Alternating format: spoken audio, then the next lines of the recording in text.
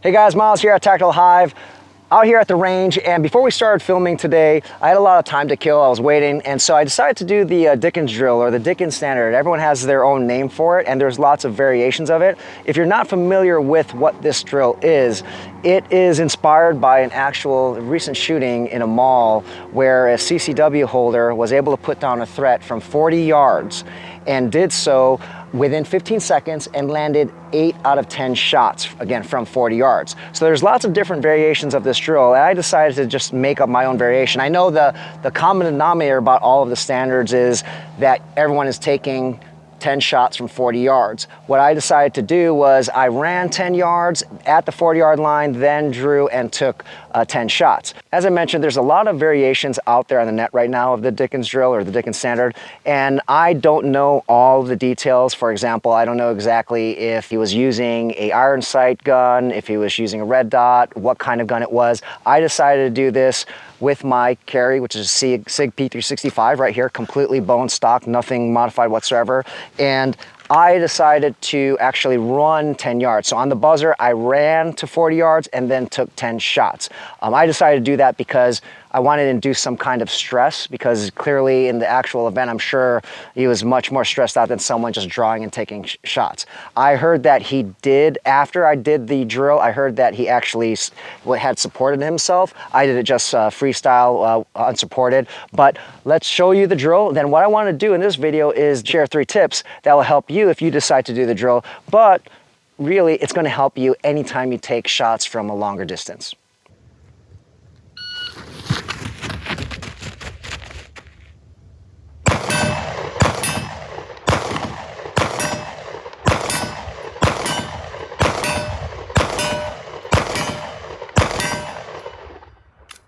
Nine out of 10 hit, 1 went left. That's a 13-19 running 10 yards.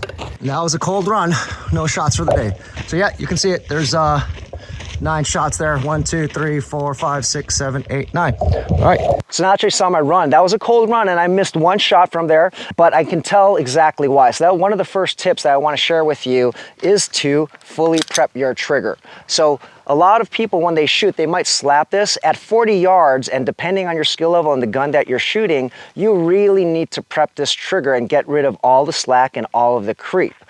If you do not do that, then there's a good chance you're going to move the gun at the last second and miss the shot. That's exactly what happened. I think it was my 3rd shot, where all of my other shots, I was prepping the trigger to the point that the shot was going to break, right?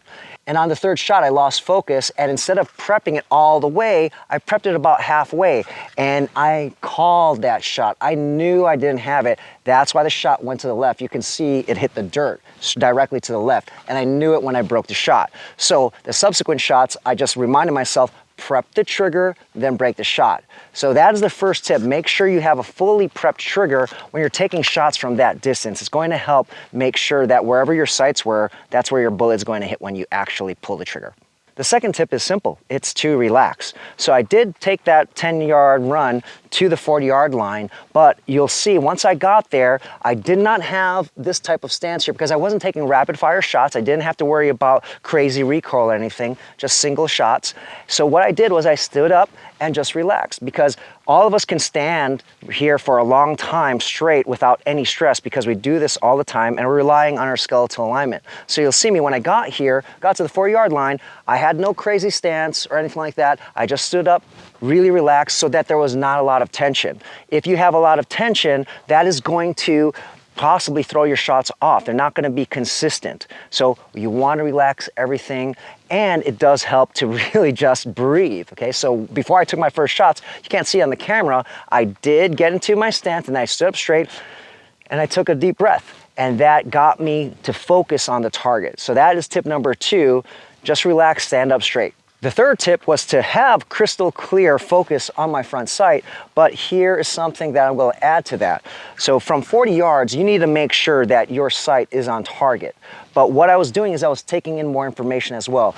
I had my front sight in focus, but not 100% of my focus was on the front sight.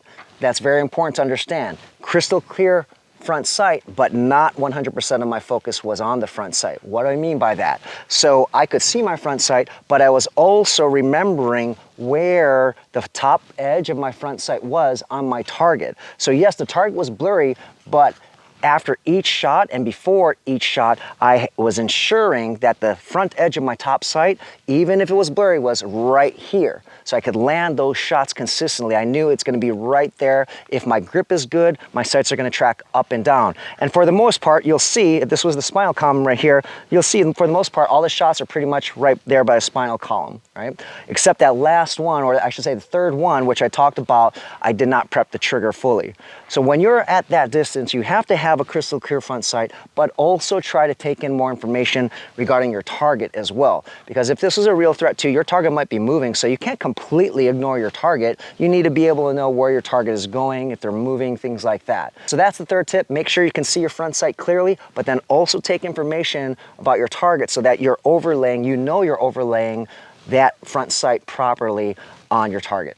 If you decide to try the drill out, I think those 3 tips are going to help you. Clearly, I'm an iron sight shooter, so didn't really talk about the red dot, but I do think that if you have a red dot, it's gonna be much, much easier. I still think it does apply, though you wanna be very relaxed and you need to prep that trigger with a red dot. Clearly, when it comes to the third tip, it doesn't apply to red dot shooters. Anyway, the 3 tips are not just for the drill, they'll apply to any time you're taking shots from a longer distance.